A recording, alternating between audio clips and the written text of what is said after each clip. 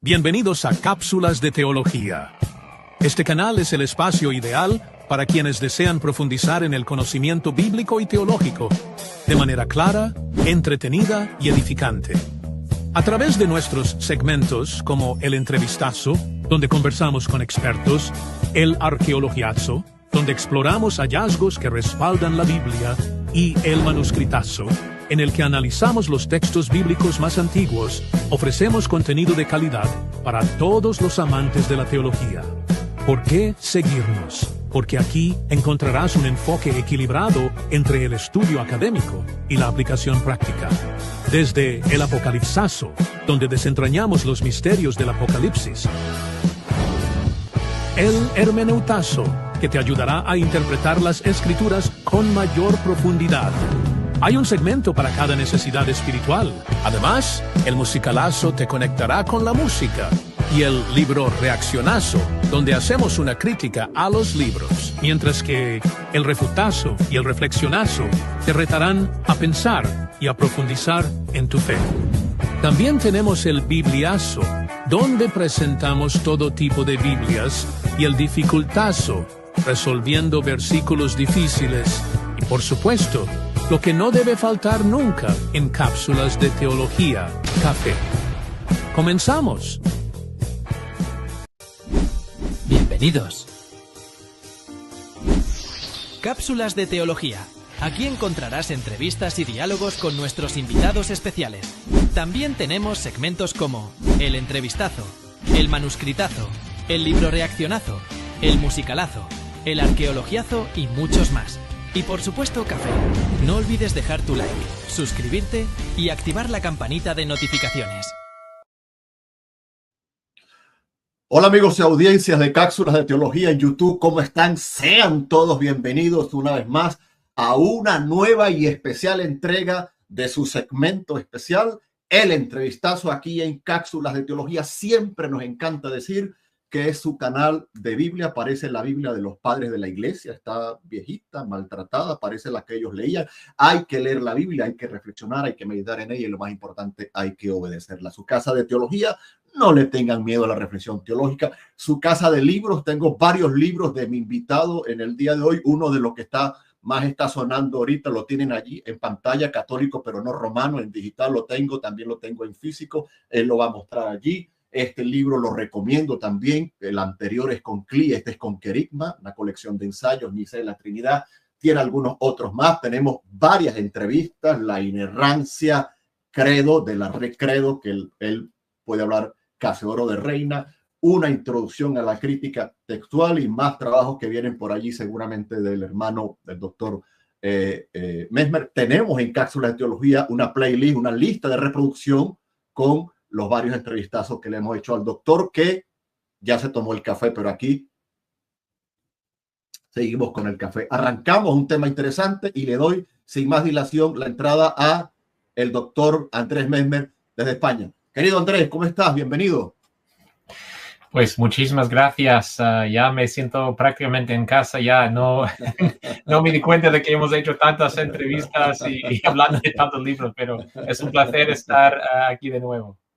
Excelente, Andrés. Vamos a entrar en materia porque el tiempo es oro para ambos. He titulado este live Teotocos y Cristotocos. ¿Cuál es el problema? Amablemente me respondiste a varios emails de consultas que te hice. Es un tema que vengo trabajando desde hace tiempo. Me he visto involucrado en las redes sociales. Hemos respondido algunas cosas. Estoy presentando precisamente también un trabajo para el seminario. Me asesoraste en algunas cosas. Y bueno, tenemos algunas preguntas al respecto para este tema que sigue dando atención, polémica. De hecho, hay una encuesta. Voy rápido, hemos dejado una encuesta en el chat. ¿Consideras importante y necesario el día de hoy el debate sobre Teotocos y Cristotocos? Hay 4 opciones. YouTube solo me da 4 opciones. Sí, es muy importante. No me interesa, no es importante. No, la iglesia ya cerró el tema. Sí, la reflexión debe continuar. Voten, por favor. Tenemos una entrevista, una encuesta anterior que se la mostré al doctor Andrés. Y nada, vamos a entrar en materia. ¿Te parece, Andrés?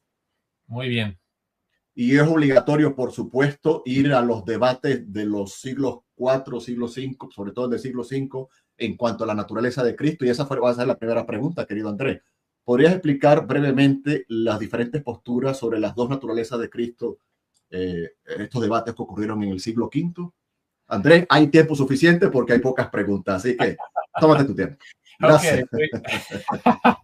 Muy bien, porque esta pregunta sí es una pregunta muy, muy amplia, pero sí, hay tiempo. Entonces, déjame desarrollar un poco las opciones. Creo que la manera más fácil de hablar de las opciones sería dividirlas en tres, ¿vale? La opción media y los dos extremos, ¿vale? Yo voy a hablar primero, bueno, déjeme hablar un poco de la cuestión. Sabemos que Cristo es Dios y es hombre, y la pregunta es cómo hablamos de estas dos naturalezas en Cristo. Y hay la opción, lo que llamamos la opción ortodoxa, la bíblica. Tenemos esa opción, tenemos una opción que pone un énfasis en la separación de las dos naturalezas y otra opción que pone el énfasis en la unión de las dos naturalezas. Entonces, esas son un poco las tres opciones que hay.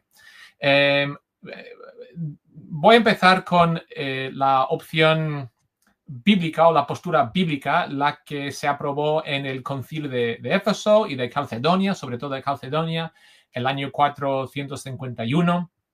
Y básicamente la iglesia dijo lo siguiente: el Hijo, Dios mismo, el Hijo, asumió una naturaleza humana y desarrolló una serie de cualificaciones en cuanto a esa asunción. Es decir, cuando Jesús asumió una naturaleza, la iglesia no está diciendo que asumió una persona.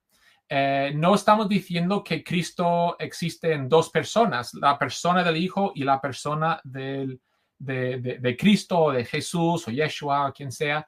Es una persona, el Hijo, asumió una naturaleza humana y esa naturaleza fue completa, con cuerpo, con una voluntad, con mente, con emociones.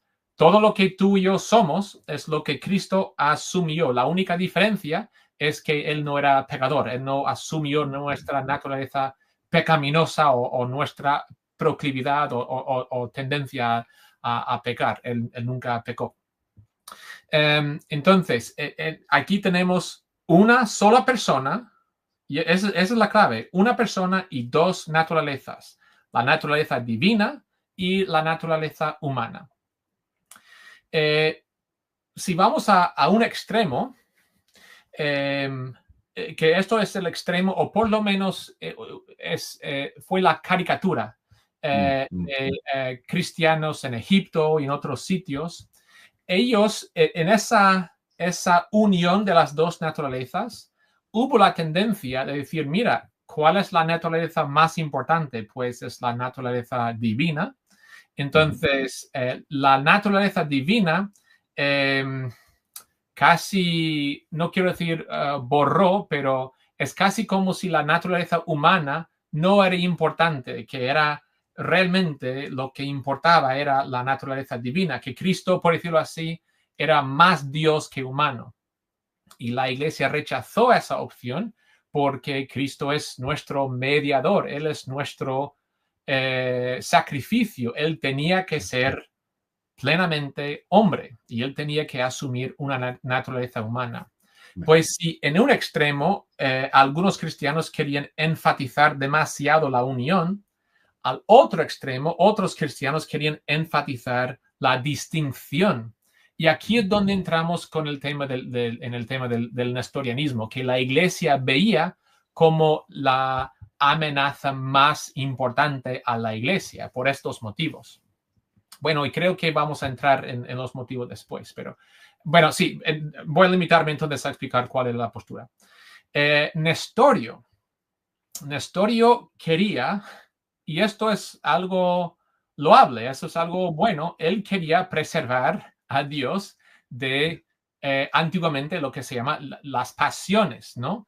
De como sabemos que Dios es eterno, es perfecto, es inmutable, es decir, no cambia. Pues si todo esto es correcto, ¿cómo vamos a decir que Cristo nació, que Cristo sufrió, que Cristo murió. Dios no nace, Dios no sufre, Dios no muere. Entonces, para resolver el problema, él insistía en una separación de las dos naturalezas, pero él fue más allá de separar dos naturalezas. Lo que él vio en Cristo no fueron dos naturalezas, sino dos personas. La persona del Hijo, Dios mismo, el Hijo, y la persona, y le vamos a llamar Jesús, ¿vale? Pero Jesús es más que una naturaleza humana, Jesús es una persona. Entonces, lo que tenemos en el nestorianismo no es un Dios, una persona en dos naturalezas, sino dos personas en dos naturalezas. Entonces, cuando yo tengo aquí el credo niceno, por ejemplo, cuando él interpretó el credo niceno, el párrafo que habla del Hijo, él interpretó el credo hablando de dos personas. Entonces, el credo habla de creemos en un solo Señor, Jesucristo, Hijo único de Dios, engendrado del Padre antes de todos los siglos, Dios de Dios, luz de luz, Dios verdadero de Dios verdadero, engendrado, no creado, de la misma sustancia que el Padre. Todo esto habla del Hijo, Dios mismo, el Hijo, y luego, según Nestorio, cambia a hablar de la persona que estamos llamando Jesús. Por obra del Espíritu Santo se encarnó de María la Virgen y se hizo hombre. Por nuestra causa fue crucificado bajo Poncio Pilato, padeció y fue sepultado y resucitó, etcétera, etcétera, etcétera. Entonces, en el credo niceno, él vio que la primera parte del párrafo del Hijo estaba hablando de la persona del Hijo y la segunda parte estaba hablando de la persona de Jesús. Él vio, son dos personas. La primera parte estaba hablando de la persona del Hijo y la segunda parte, la persona del Hijo. Ahora, creo que en otra pregunta vamos a hablar del peligro de esto, pero estas son las tres opciones, ¿vale? No sé por qué no lo tengo. A lo mejor lo tengo aquí. Si necesita que proyecte algo, algún concilio, algo, pues podemos hacerlo. Estoy buscando, sí, el concilio de Calcedonia, el lenguaje clave. No lo tengo. Lo tengo ahí en inglés, pero eso no ayuda. Pero bueno, el concilio de Calcedonia dice que las dos naturalezas no están separadas, no están divididas, no están confundidas. Es decir, cuando el Hijo asume la naturaleza humana, no es que se crea una tercera cosa. Es decir, la postura ortodoxa, la bíblica, la de Calcedonia, tú lo tienes ahí. Saqué la de Ministerios Ligonier, ¿tienes de ayuda? Perfecto. Sí, ok. Ahí en el segundo renglón, dos naturalezas sin mezcla ni confusión. Es decir, podemos pensar en colores, ¿no? Cuando mezclamos amarillo con verde, amarillo con azul, sale verde. Es una tercera cosa. Verde no es amarillo ni azul, sino es una tercera cosa. Y correcto. No estamos diciendo cuando hablamos del Hijo asumiendo una naturaleza humana. No es una tercera cosa, son dos naturalezas, una persona en dos naturalezas. Sin división, sin separación, sin mezcla ni confusión, sin cambio ni mutabilidad, es decir, no estamos hablando de un cambio en la persona del Hijo, sin división y sin separación. Entonces, cuando habla de sin mezcla ni confusión, eso es para rebatir los errores de los cristianos de Egipto, que quería decir que la naturaleza divina borró o hizo nulo la naturaleza humana. Y cuando dice sin división y sin separación, está rebatiendo los errores de Nestorio y sus seguidores que enfatizaban la división y la separación. Entonces, por un lado, Calcedonia es una confesión o una definición equilibrada entre los dos extremos, pero realmente el énfasis recae sobre el hecho de que es una sola persona, el Hijo, quien asumió una naturaleza humana. Y esa es la postura de Calcedonia, y es la mejor postura que la Iglesia ha podido decretar a base de las Escrituras. Entonces, esas son las tres posturas. La postura de Calcedonia, por un lado, la postura, vamos a decir, la postura copta, aunque no me gusta mucho ese lenguaje, y la postura nestoriana, que eso sí es más correcta. Esas son las tres posturas. Muy bien, excelente. Gracias, querido doctor. Uy, cuánta información en tan poco tiempo, pero la idea es poder animar, hermano, al estudio, a la reflexión. Le pedí al doctor Messmer que al final nos diera una pequeña recomendación del libro, algunos tal vez en inglés, otros en español, porque sé que algunos de ustedes leen inglés. Gracias, querido doctor. Hermano, ya hay algunas preguntas en la audiencia. Déjenme que avance y si nos da tiempo las sacamos para el final, ¿ok?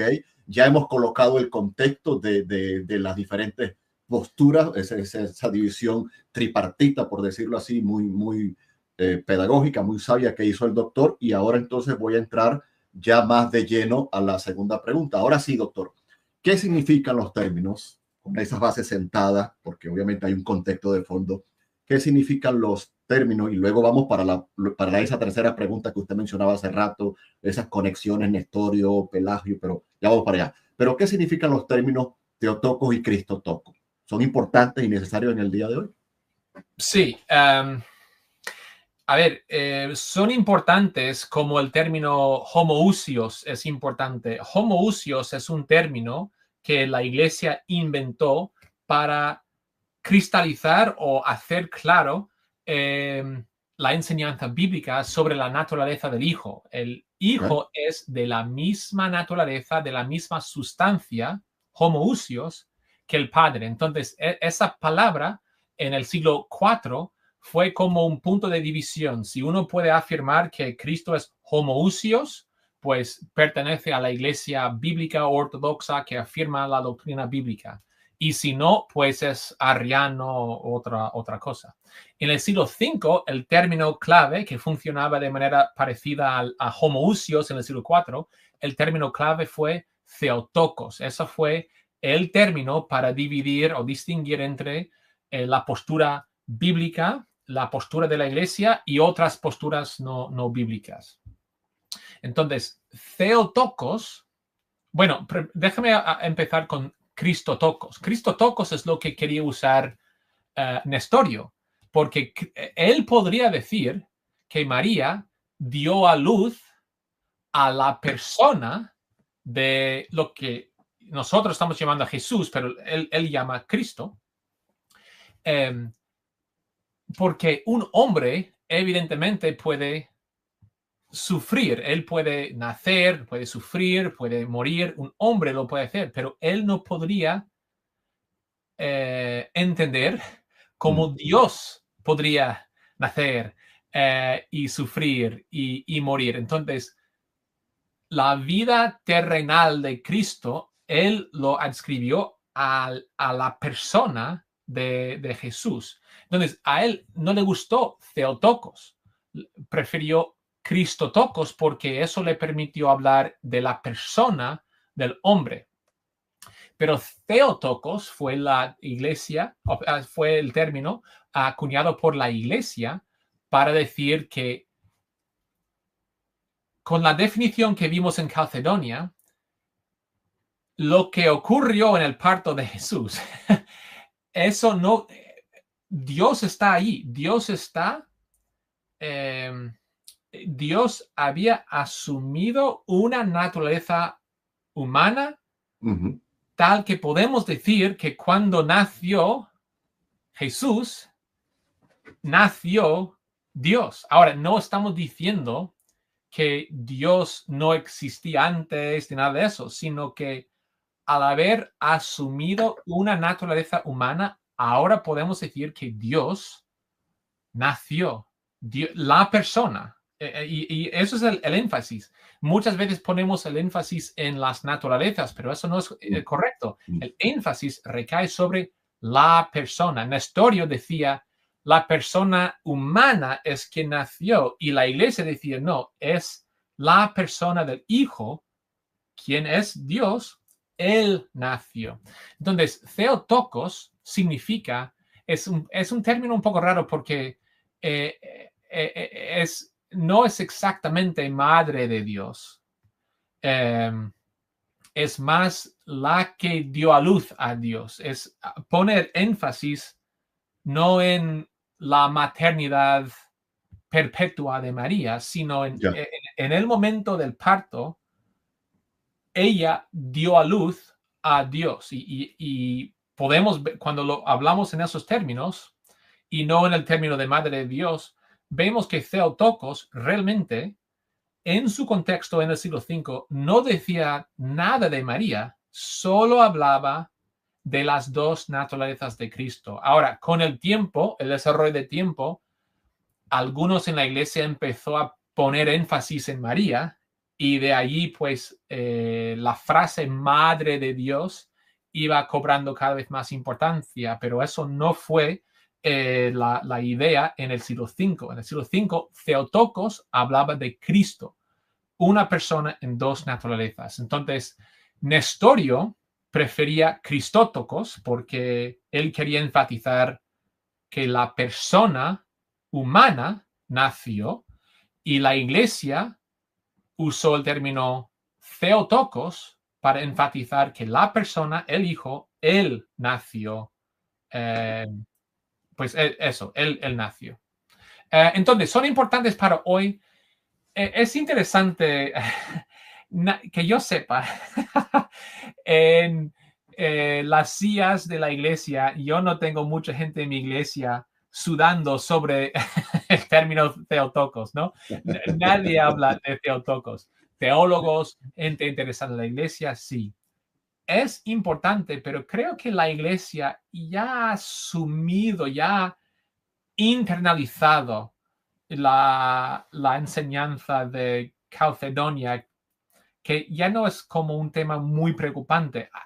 Es importante afirmarlo, pero si alguien no... a ver, ¿cómo decirlo? A ver, voy a volver a decir lo que dije al principio. Es tan importante como el término homoousios, ¿vale? Okay. O sea, la gente en mi iglesia, ellos tampoco dicen homoousios, pero lo confiesan, lo dicen. Cuando recitamos el credo, ellos dicen de la misma naturaleza que el Padre. O sea, lo confesamos, lo predicamos, y hacemos igual con las dos naturalezas de Cristo, pero no es como no es tan práctico a la iglesia de hoy, digamos, que, por ejemplo, todo el debate sobre el género y la sexualidad y otros temas. Entonces, es algo que deberíamos afirmar, pero en mi experiencia no hay mucha gente que se preocupa mucho por las dos naturalezas de Cristo, aunque ahora vamos a entrar en algunos de los problemas que puede provocar el nestorianismo, y a lo mejor la gente vea el peligro ahí. Perfecto. Eso nos daría pie para entrar, querido doctor Messmer, en la tercera pregunta. Solo dos cositas, permíteme una pausa, Andrés. La primera, hay unas preguntas ya de la audiencia, pero vamos a intentar, hermano, dejarlas para el final, para no romper el hilo de lo del doctor. Pero sí me gustaría acá, porque este es un canal de libros, animamos a los libros, a comprar libros, a leer, a promocionar. No lo descarguen de manera ilegal en PDF, que si hoy hubiera un concilio para declarar herejes a los que descargan PDF, esos concilios estuvieran trabajando y editando anatemas todas las semanas. Por favor, hermano, por favor. Vamos a apoyar la industria editorial, nuestros autores. Para mí los libros de mi hermano Andrés son una bendición. En español no son un material recocido, son frescos para nosotros. Aprovechenlo. Él acaba de nombrar a María. Tienes allí detrás que hablas de María en el capítulo 8, Andrés. Muy breve, puedes tomar el libro, si eres tan amable, católico, pero no romano, y decirle a la audiencia que es un libro que está dando de qué hablar en las redes. Incluso los católicos están hablando de él. El hermano y doctor Casanova le hizo una muy buena reseña. Andrés, adelante, por favor, gracias. Pues sí, este es un libro, rápidamente es un poco el fruto de, es un libro autobiográfico en el sentido de que es el fruto de 20 años más o menos de investigación, de oración, de debates, eh, también de pruebas, porque esto, o sea, estos temas no son fáciles. ¿Por qué soy católico reformado y no católico romano? ¿Por qué existimos como protestantes? ¿Siempre somos como el hermano menor de los católicos romanos o realmente tenemos un derecho de existir? Entonces, en este libro hablo de lo que tenemos en común con los católicos romanos, es la primera parte. La segunda parte, lo que no tenemos en común y por qué no lo tenemos en común. Y no tenemos en común algunas doctrinas con la Iglesia Católica Romana a base de las escrituras y la tradición del primer milenio. Eso es básicamente el argumento. Y en la tercera parte hablo de cómo podemos mejorar como protestantes en el tema de nuestra unidad, porque somos una iglesia dividida, por desgracia. Pero sí, tienes razón que en uno de los capítulos hablo de María y hablo un poco de este tema de Theotokos y de cuál es una postura bíblica sobre María, que por desgracia muchos protestantes, para no ir al extremo de los católicos romanos, vamos al otro extremo. Y eso tampoco es sano. O sea, casi menospreciamos a María y la Biblia habla de ella de otra manera. Así que, pues sí, te recomiendo este libro también, Católico pero no romano. Muy bien, para quienes están preguntando, todos los libros del doctor Messmer, los que él ha escrito como autor o como editor y colaborador, por supuesto que están disponibles en Amazon. Y acá en Cápsulas de Teología vas a la sección Playlist, lista de reproducción, están todos allí organizados. Ahorita voy a colocar el enlace, pero todos los libros están disponibles en Amazon o en Editorial CLIE si estás en España, Europa, Publicaciones Querigma, que también es bastante reciente. Así que hay bastantes opciones gracias a los que están recordando allí el trabajo del doctor. Muy bien, seguimos, hermano, y dejo las preguntas para el final, porque presten atención, hay una tercera pregunta acá que para mí es algo nuevo, lo descubrí recién, he estado estudiando el tema y no podía dejar pasar la oportunidad, pues el hermano también me sugirió alguna cosa. Querido doctor, ¿cuál es la conexión? Algunos no saben que la hay, otros no creen, otros la rechazan, otros sí la afirman. ¿Cuál es la conexión entre el nestorianismo y el pelagianismo? Adelante, doctor. Gracias. Ok, aquí es donde entramos en los peligros del nestorianismo. Y déjeme empezar por decir que deberíamos recordar que probablemente Nestorio no era pelagiano, él no quería defender el Pelagio, él probablemente tenía algunos motivos puros, pero sus ideas eran peligrosas, o por lo menos él no podía ver las consecuencias de sus propias ideas. Entonces, no estoy hablando mal de Nestorio, pero sus ideas, o por lo menos cómo sus ideas fueron recibidas por otros, son ideas no bíblicas. Entonces, quiero empezar diciendo eso. Déjame hablar de dos peligros del nestorianismo. Primero, quiero hablar, bueno, no aparece aquí, pero déjame hablar de otro peligro y luego vuelvo a este peligro. El primer peligro del nestorianismo es que el Hijo realmente nunca se hizo hombre. Si estamos hablando de dos personas, el Hijo nunca se hizo hombre porque ya existe otra persona en sí misma y Jesús no asumió esa naturaleza. Es decir, aún estamos hablando de una división de las dos naturalezas. Cristo nunca asumió nuestra naturaleza y si eso es cierto, no murió como hombre por los hombres. Él no es nuestro mediador, no es nuestro sacrificio, no es el segundo Adán, no es humano. Eso es el primer peligro, que Jesús realmente no asumió una naturaleza humana.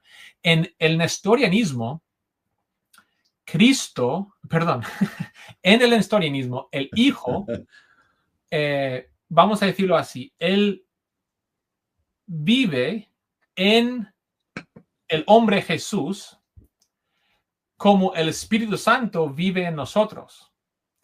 El Espíritu Santo es una persona y yo soy una persona, pero el Espíritu Santo no asume mi naturaleza y mi persona. Él me puede guiar, dirigir, consolar, pero no hay una unión hipostática, para usar el lenguaje técnico. Y en el nestorianismo, así es como funciona la encarnación. El Hijo moraba en Jesús como el Espíritu mora en nosotros. Y eso no es encarnación. Dios no se hizo carne. Juan 1:14 creo que es. No asumió nuestra naturaleza. Entonces, eso es el primer peligro, que Jesús realmente no es nuestro sacrificio. El segundo es lo que ponemos aquí. Lo que estaba ahí antes. La conexión entre el nestorianismo y el pelagianismo. Tenemos que recordar que en el nestorianismo, el hombre, Jesús, es quien obedece. El hombre Jesús es quien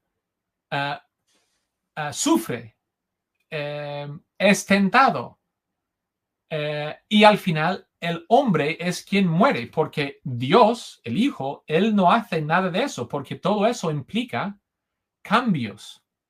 Y no puede haber cambios en Dios, según nestorianismo. Bueno, nosotros también lo afirmamos, pero su entender de la encarnación le prohíbe de decir que el Hijo también hizo esas cosas.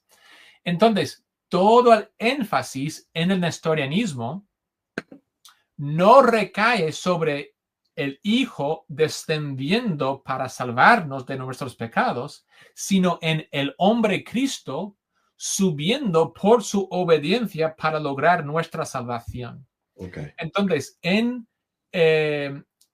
Calcedonia lo que tenemos es Dios por su gracia descendiendo para salvarnos, y en el nestorianismo lo que tenemos es el hombre Jesús subiendo para salvarnos. Pues esto, si ponemos esto en el debate anterior, este movimiento es Agustín, Dios por su gracia salvándonos, y esto es Pelagio, el hombre esforzándose y consiguiendo su propia salvación. Agustín y Pelagio estaban hablando de los seres humanos, tú y yo, y Calcedonia y Nestorio estaban hablando de Cristo, pero es el mismo paradigma en los dos casos. ¿Quién nos salva? ¿Es Dios mismo quien baja por su gracia para salvarnos, o somos nosotros que tenemos que subir por nuestros esfuerzos para conseguir la salvación?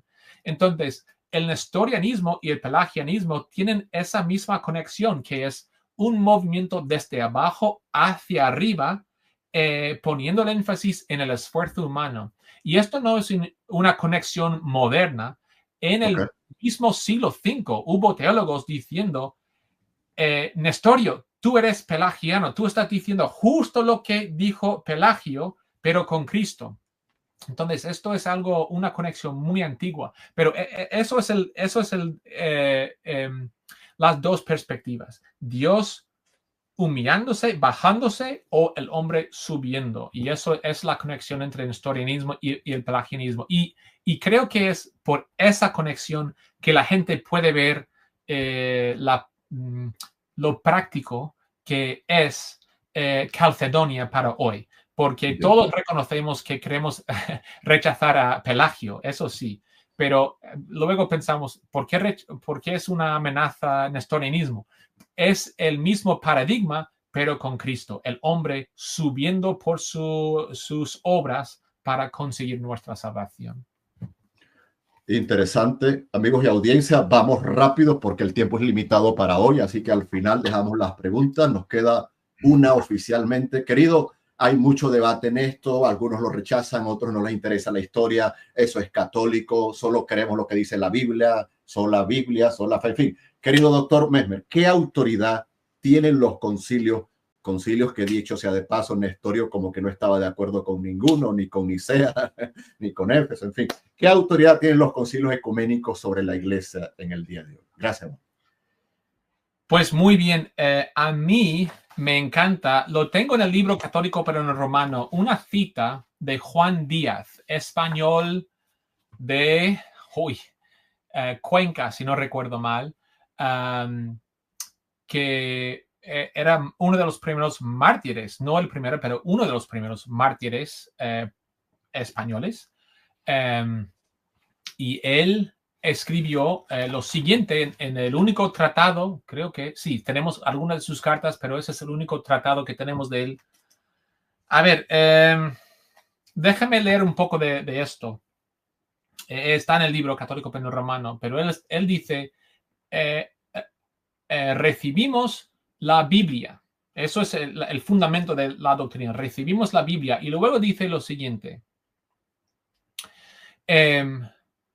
De igual manera, aceptamos 3 símbolos. Es el lenguaje que él usaba. Nosotros diríamos credos, pero 3 símbolos. El apostólico, el niceno y el de Atanasio. Y podríamos decir el de Calcedonia también. Pero fijaos en lo que dice. Aceptamos 3 símbolos como abreviación de los textos proféticos y apostólicos. Ahora, déjame continuar. Okay. También los 4 grandes concilios de Nicea, de Constantinopla, de Éfeso y de Calcedonia.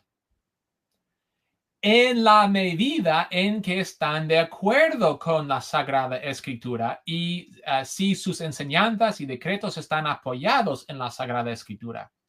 Y él continúa diciendo que recibimos los escritos eclesiásticos, ortodoxos y santos padres, Tertuliano, Cipriano, Ambrosio, etc., pero en la medida en que ellos quieren ser reconocidos y leídos y en que su opinión tiene el refrendo de las Escrituras. Entonces, según Juan Díaz, y yo creo que lo que acabo de leer es la postura más bíblica, más sana, más ortodoxa, quizá que jamás he leído, de cualquier escritor alemán, inglés, francés, quien sea.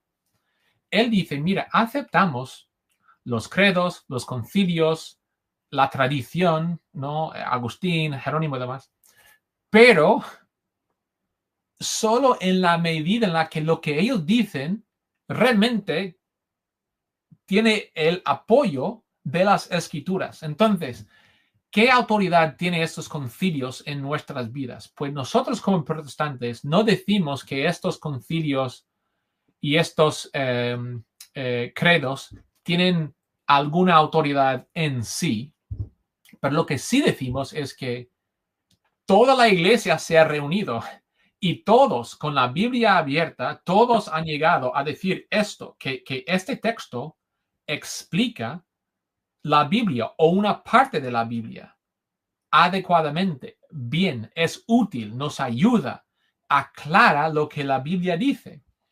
Y en la medida en la que estos textos, estos credos, estos concilios explican bien las Escrituras, tienen autoridad. Pero una vez más, no estamos diciendo que tienen autoridad en sí, sino que su autoridad viene de las Escrituras y nos ayudan a interpretar las Escrituras mejor. Entonces, a ver, no se me ocurre ninguna ilustración, pero quizá con esa explicación ayuda entender la autoridad que tienen para nosotros hoy. En nuestra iglesia, por ejemplo, recitamos el credo apostólico, el credo niceno y otros. En muchas iglesias se recitan no como una fuente independiente, sino como una explicación útil de las Escrituras. Excelente, querido Andrés. Nos queda un poquito de tiempo, pero voy a tomar lo último para, por si acaso no hay tiempo para todas las preguntas. Para los interesados, querido Andrés, porque hermano, esto en una entrevista no se resuelve. Esto es estudio, reflexión, lectura, meditación, concilio, trabajo.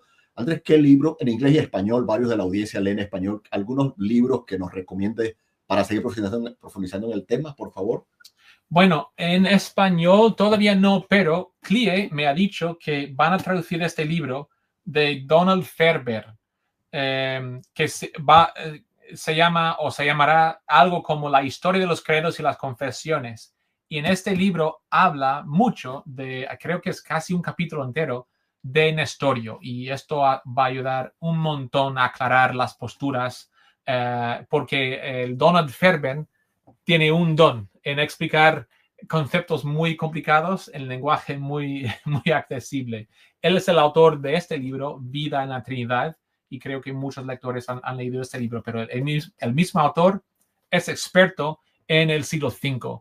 Ha pasado la mayor parte de su vida académica en el siglo V y específicamente con Nestorio y el gran baluarte de la fe ortodoxa, Cirilo de Alejandría. Entonces, él es experto en el tema. Muy bien, excelente. Y dejarles dicho que les acabo de colocar en el chat el enlace de un entrevistazo que le hicimos al doctor, yo digo Fairbairn, no Fairbairn, nunca lo pronuncio como debe ser. Lo entrevistamos sobre este libro, ¿ok? Está allí en el chat y quiero muy rápidamente compartir pantalla para recordarles, queridos hermanos, que tenemos la lista de reproducción en Cápsulas de Teología. Ya tenemos esto más organizado y aquí tenemos al doctor Messmer con 6 videos, si mal no recuerdo. Entonces, vayan allí que hay varias entrevistas, varios recursos. Dejo el enlace en el chat y precisamente sobre ese libro había hablado en su momento con el doctor Fairbairn y luego hay otro que me comentaste, pero seguramente se va a tardar más para llegar al español. Seguro, ¿no, Andrés? Sí, este libro que solo tengo ¿cómo se llama esto? El panfleto, el protector. Okay. El libro está en casa, lo leo por la tarde. Pero esto se llama Cristología y la lógica de la gracia en el siglo V en Galia, en Francia. Y es un libro dedicado exclusivamente al tema del nestorianismo y las otras posturas en Francia y cómo 5 o 6 autores entendía la conexión entre la cristología y la gracia, que son 2 temas muy conectados. Y es un libro excelente. Estoy escribiendo una reseña del libro ahora. Es un libro excelente por si alguien de tu audiencia lee inglés. Cristología y la lógica de la gracia en la Galia del siglo V, de Donald Fairbairn. Excelente. Vamos a ver si lo podemos tener aquí. Andrés, creo que nos da tiempo para unas preguntas, no todas, pero algunas allí. Si la pregunta no aplica al tema, el autor tiene la prerrogativa de decir, no aplica, recomiendo este libro, hay este video, ¿ok? Él es el que decide. Ahí sí es. Juan Maniscarchi pregunta, el término hipóstasis, ¿los concilios le dieron un significado al significado que le damos hoy? Pregunta. Y podría explicar también para una mayor comprensión de persona y naturaleza. No me hagan trampa, no me hagan 3 preguntas en una. La pasamos, pero no me hagan trampa, no me hagan trampa. Ya, muy buena pregunta. Y no sé, Juan, es cierto que y hay que tener mucho cuidado aquí, porque, y eso es algo que Donald Fairbairn señala en sus libros y otros en sus libros, que los términos van cambiando por los siglos. Y van cambiando por autor también. O sea, un autor usa, por ejemplo, el término hipóstasis y tiene una idea en mente, y otro autor lo lee y él tiene otra idea en mente, y están usando el mismo término, pero con 2 ideas distintas. Y un término cambia de un siglo al otro. Hipóstasis es uno de esos términos. Entonces, hipóstasis, no sé, Juan, lo siento, no sé exactamente el significado que tú lo das hoy. Normalmente se usa hipóstasis para referirse, y esto es esto es una generalización, pero hipóstasis es una persona, es una naturaleza, pero en una persona, es una hipóstasis. Hablamos, por ejemplo, de las 3 personas de la Trinidad y usamos el término hipóstasis, que son las 3 personas, el Padre, el Hijo y el Espíritu. Y la segunda parte de la pregunta es... ya te la coloco aquí. La diferencia entre persona y naturaleza, vale. Esto es complicado, porque una naturaleza no existe allí suelta, solo existen personas. Pero si a nivel abstracto, si podríamos abstraer, imaginar, concebir una persona, pero sin que sea una persona, pero es una naturaleza, pero no hay, digamos, una persona. Ay, eso es difícil hablar. Juan, eso es una muy buena pregunta. Y creo que eso es una muy buena pregunta.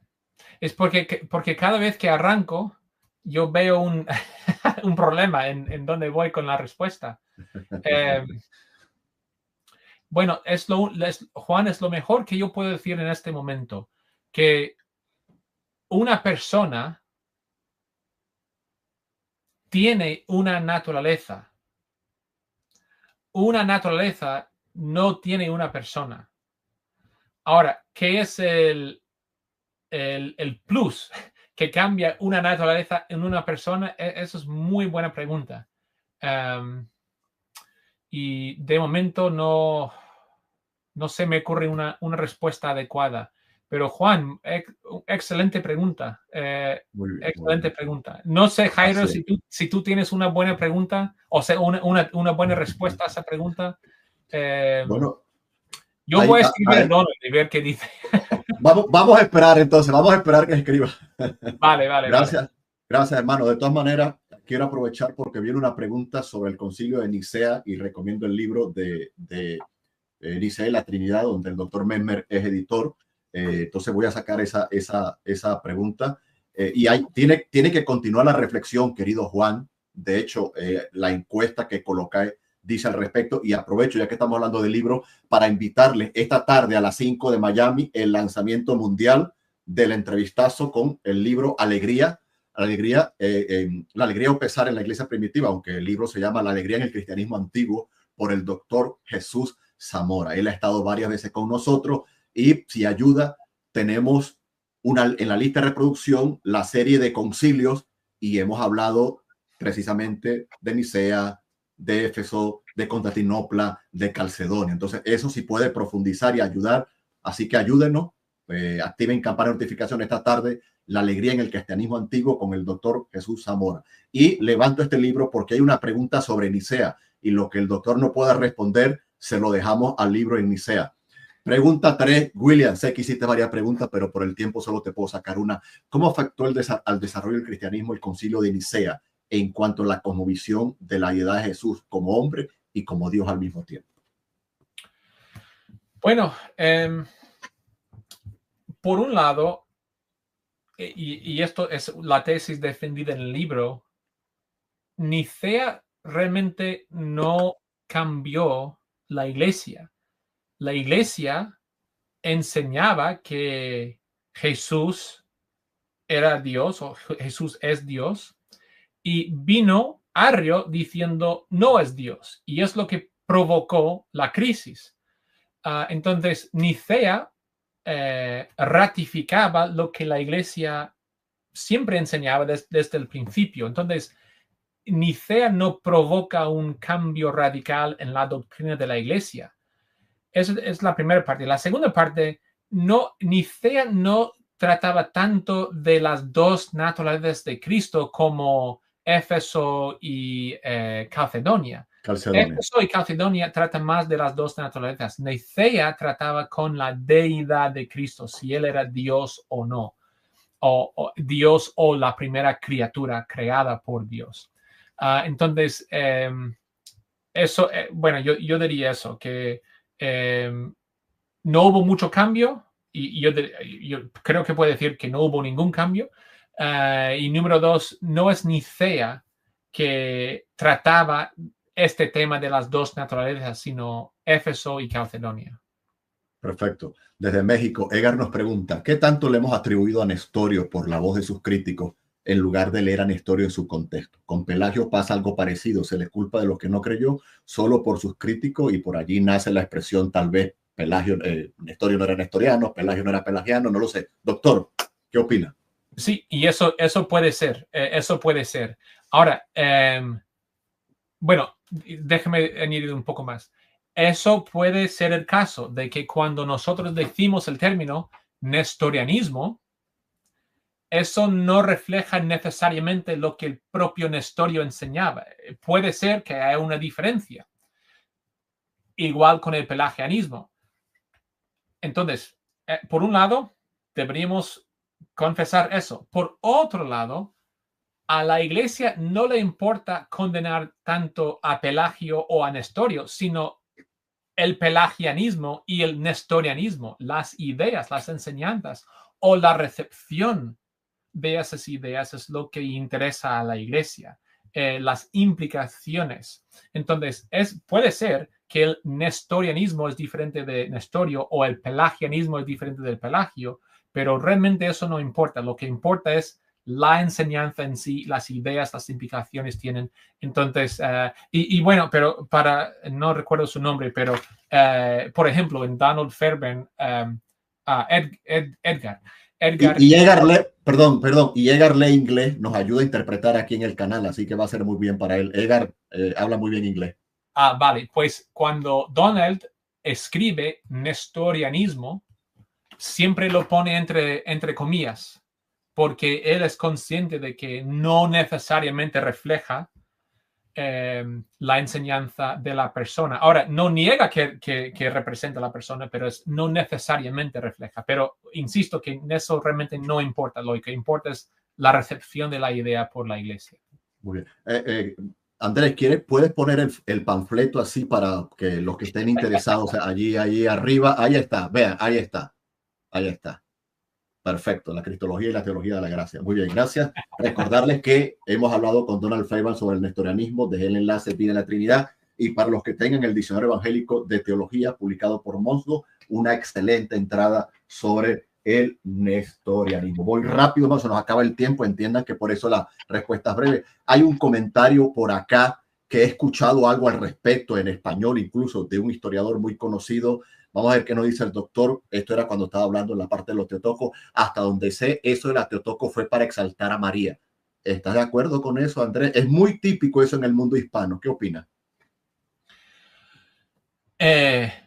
No, en el contexto original no decía nada de María, solo hablaba de las dos naturalezas de Cristo. Ahora, con el paso del tiempo, la gente se fijaba en el término Madre de Dios y de ahí empezó a desarrollar la mariología, pero en el contexto original no hablaba de María, hablaba de Cristo.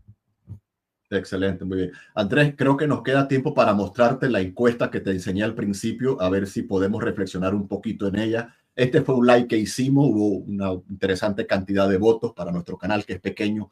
¿Cómo llamas a la Virgen María con relación a la encarnación del Verbo? Se pueden poner más textos, pero el espacio no deja.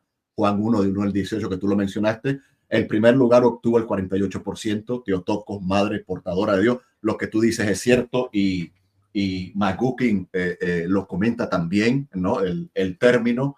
Segundo lugar, Madre del Señor, Lucas 1:43, con el 33%. En tercer lugar, con el 14%, Cristo Toco, Madre de Cristo.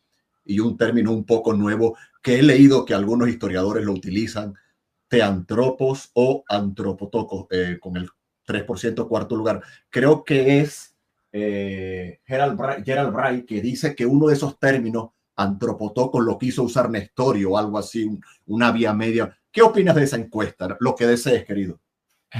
Bueno, solo para matizar algo, Theotokos, yo no diría que significa portadora de Dios. No estoy seguro, pero creo que esa portadora es una traducción del inglés God bearer, porque en inglés bearer tiene dos significados. Uno es dar a luz y otro es portar algo. Entonces, Theotokos no es madre o portadora de Dios, sino madre o la que dio a luz a Dios o la que parió a Dios.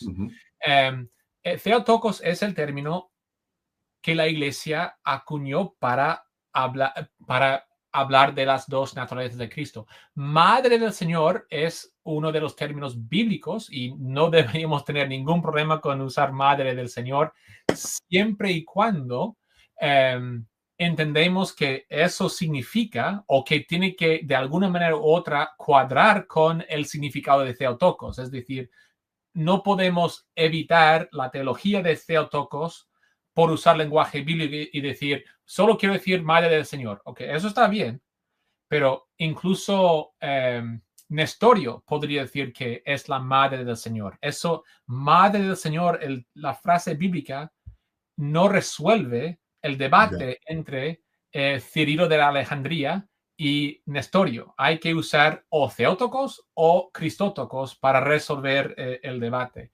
Christotokos, no sé los 14% que dijo Christotokos, pero eso no es la fe ortodoxa, eso es nestorianismo. Ahí el otro término, antropotokos, no lo conozco, así que no puedo decir nada al respecto. Sí, hermano, perdonen que voy a dejar varias preguntas por fuera. Precisamente nos pregunta sola Escritura, pero llamarle a Cristo, al Señor Jesús, Cristotokos, ¿también es correcto o no? Creo que es una pregunta muy pastoral. Gracias, sola Escritura. Depende de qué queremos decir con la primera parte de Cristotokos. ¿Qué queremos decir con Cristotokos? Porque Nestorio, lo que él quería decir con ese término fue dividir las dos naturalezas de Cristo y poner dos personas y decir que no existe una unión hipostática del Hijo con la naturaleza humana. Ahora, si alguien dice Cristotokos y tiene en mente el Hijo que se hizo carne, se encarnó.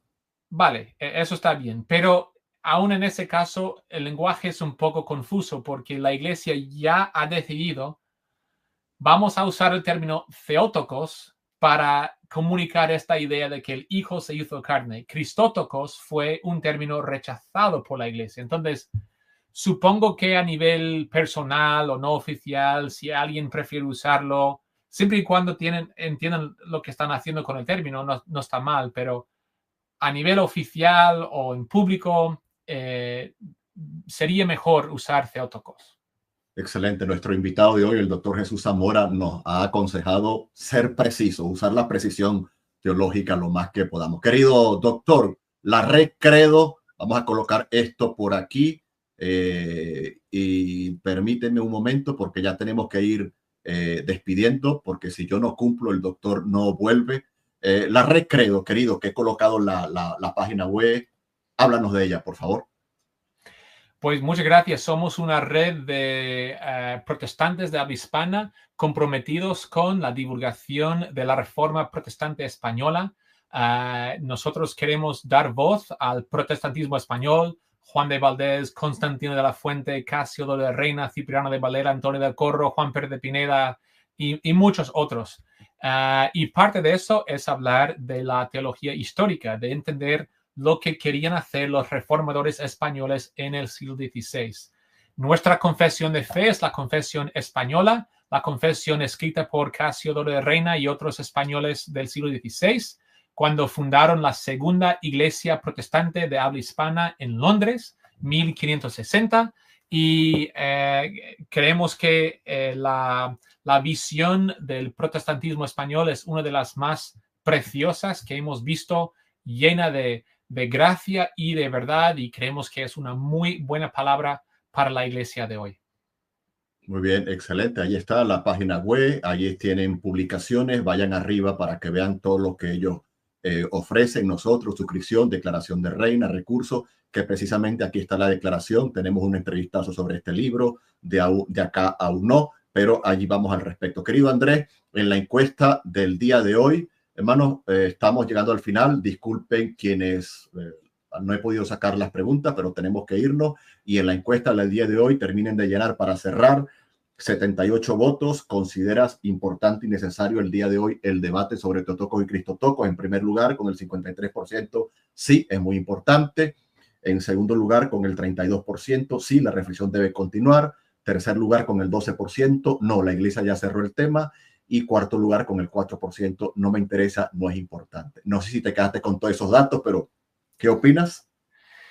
Perdón, Jairo, Voy a- estaba leyendo las preguntas cuando estabas leyendo la encuesta.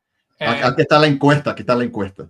Entonces, no sé si la logras ver. Lo que pasa es que el programa después duplica todo y Vale, se hace vale. un túnel ahí eterno. Bueno, Pero un poco, ¿qué opinas? sí, pues sí, yo estaría de acuerdo con el 53%, 54% ahora, a ver si podemos seguir subiendo los números. Pero sí, es un término importante, igual que homoousios, vamos a decir. Mira, Excelente. no sé si tú puedes, es que Dime, alguien tiene un comentario importante. dime. Adelante, Maranata, dime. Jesús viene ya. Usar el término Madre de Dios es incorrecto y no bíblico y somos llamados a hablar conforme a lo escrito. ¿Tú ves ese comentario? A ver, usar el término. Ok. Gracias. Tómate tu tiempo, por favor. Ok. No sé quién es Maranata, Jesús viene ya. Gracias por tu participación, gracias por decir esto. Mira, tenemos que hacer una distinción muy importante cuando usamos lenguaje no bíblico. Bueno, cuando yo digo lenguaje no bíblico, no digo lenguaje antibíblico, sino lenguaje que no se encuentra en la Biblia. Ok. Es algo parecido al término Trinidad. Y no sé si Maranata Jesús viene ya, usa el término Trinidad o si usa la frase aceptar a Cristo o usa la frase orar, la oración del pecador, o si usa cualquier número de frases y palabras que no se encuentran en la Biblia. Maranata Jesús viene ya, dice, usar el término Madre de Dios es incorrecto y no bíblico. Y me imagino que está diciendo que es incorrecto porque no se encuentra en la Biblia. Así por lo menos es como yo interpreto esa parte. Sí, es posible. Y hermana, conozco a la hermana, ella es muy participativa, la hermana Rosario. Todas las respuestas tienen un carácter pedagógico, hermana, así que nadie se me moleste. Creo que esto te responde un poco, entonces por eso ahora tienes más contexto. Adelante. Gracias. Vale. Entonces, ok, tenemos aquí un poco más. La deidad de Cristo se defiende con la Biblia y no con un término Perdón. filosófico y no bíblico. Vale, para que todos aprendamos un poco. Mira, Maranata Jesús viene. ¿Cómo se llama esta persona? Rosario, la hermana Rosario. Rosario, te encantaría la confesión de Reina, porque él decía lo mismo, que siempre deberíamos esforzarnos en usar lenguaje bíblico para expresar conceptos bíblicos. Y él estaba de acuerdo con eso y él se esforzaba en evitar lenguaje no bíblico. Pero incluso Reina dijo que tenemos que aceptar por lo menos dos términos, Trinidad y persona con respecto a Dios. ¿Por qué? Porque Rosario, tanto la iglesia ortodoxa, bíblica, cristiana, como ario, los dos podrían decir que Cristo era Dios y usar, o sea, los dos leían la misma Biblia, los dos leían los mismos pasajes y los dos afirmaban el lenguaje bíblico. Ya. Con el lenguaje bíblico no podrían resolver el problema. Entonces la iglesia tuvo que inventar un término, pero no un término que contradecía la Biblia, sino un término que hacía más claro lo que la Biblia decía. Entonces, el término no funciona para sustituir las escrituras ni para rebatir las escrituras, sino para hacer más claro lo que la Biblia dice. Entonces, homoousios no se encuentra en la Biblia de la misma naturaleza que el Padre, o Trinidad no se encuentra en la Biblia, pero son términos que recogen grandes porciones de las escrituras y los hacen accesibles y claros a la gente para que la gente pueda decir, ok, ahora entiendo mejor lo que dice la Biblia. Entonces, Rosario, no te estoy atacando porque esto es muchos cristianos piensan así y yo te entiendo y Reina sería tu fan número uno. O sea, él también quería expresar conceptos bíblicos con lenguaje bíblico. Pero de vez en cuando cuando ortodoxos y herejes leen la misma Biblia y afirmen lenguaje bíblico, la iglesia bíblica cristiana ortodoxa tiene que encontrar un término para distinguirse de la interpretación no correcta, la interpretación herética. Por ejemplo, Theotokos, ¿vale? La que parió a Dios. Es un término para distinguirse para Nestorio y sus seguidores. Muy bien, excelente. Gracias, muy pedagógico. Hermano, tenemos que despedirnos por respeto al tiempo con el entrevistado. Sé que hay más preguntas. Pido disculpas, pido perdón. Llévenme a un concilio si quieren, tírenme piedra, pero tengo que respetar el tiempo de mi invitado. Esto se animó mucho. Recuerden el libro allí, Católico pero no Romano, Vida en la Trinidad de Clie. Activen que vamos a estar con la alegría del cristianismo antiguo, el doctor Zamora, Nicea y la Trinidad. Hay muchos recursos. Clie con el doctor James, se acaba de sacar uno del concilio de Nicea, que le hemos entrevistado aquí al doctor. Así que Dios le bendiga, Dios le guarde. Gracias por haber dado like, gracias por haber votado y nos vemos en otra entrega. Querido Andrés, vamos a tener que hacer una segunda entrega. Qué bueno. Y por aquí termino con las palabras rápido por acá. Creo que de Sonia, desde Argentina, excelente entrevista, muy pedagógico el entrevistado y cualquier aclaratoria que él haya hecho, doy fe que es desde el punto de vista pedagógico. Incluso yo he aprendido con todo esto. ¿Cuántas veces, querido Andrés, no hemos dicho, no, murió fue la naturaleza tal y uno se ha dado cuenta que todas esas herejías que uno venía arrastrando porque no profundizamos en lo teológico y no hay que tenerle miedo y que esto sea lo bonito de esto, crecer para la gloria de Dios. Gracias a todos por orar, por hacer sus buenas preguntas, por dar like, por compartir, por adquirir los libros, no en PDF digital, que no los lleven al concilio pdfiano, sino comprarlos como tiene que ser para bendecir a la industria editorial y a nuestros autores. Dios les bendiga, Dios les guarde. Gracias Andrés, gracias audiencia. Oren por mi invitado y por todo nuestro trabajo y será hasta una nueva entrega aquí en Cápsulas de Teología, su canal de teología, su canal de Biblia en primer lugar, su canal de teología, de libros. Andrés, levántanos allí por favor, Católico pero no Romano.